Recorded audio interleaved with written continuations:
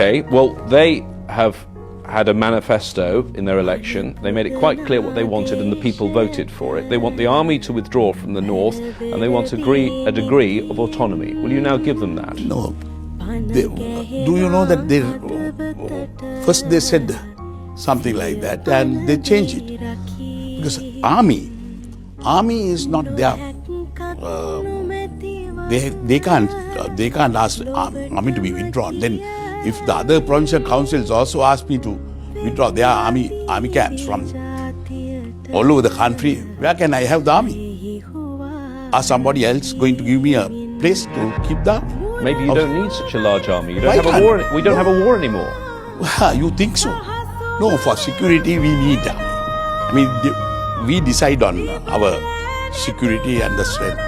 How many army people we need. And do you think that when army is discontinued, what will happen? We after war, Vietnam War, what happened? So we have to change. We have to change their attitude.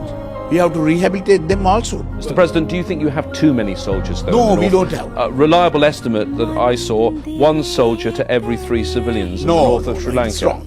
It's completely wrong statistics. Because we have about, I think 8,000 to 12,000 armed personnel in that area.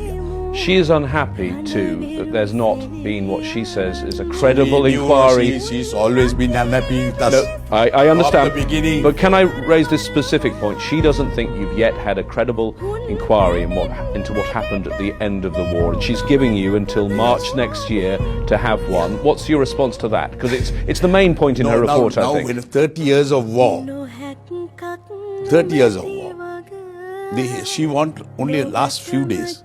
Why? I can't understand. So we must look into the whole 30 years. What happened?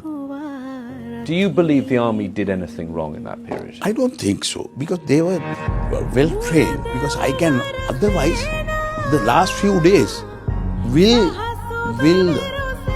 the IDPs, I mean the people who was kept there hostage by the LTT, cross over to our government side. And the army helped them. They gave their water, they gave their food to these people. Because there are allegations the army shelled them and even shelled field hospitals. No, they didn't. I inquired into it. They didn't do it. And you are ultimately responsible, aren't you? Because you're the President and the Minister of Defence, so you take ultimate responsibility for what happened. That's why I say. But if something wrong, if somebody had done something wrong, I'm going to take action against them. There must be evidence. You can't just say a pinpoint and say this man had done this or the whole army without. Then we will inquire into it. Because there are no complaints like that. These are all propaganda work. This is propaganda against Sri Lanka. So please compare with the other countries. Don't isolate a small country like Sri Lanka and try to bully Sri Lanka. Some of them like to bully a small country where you can hammer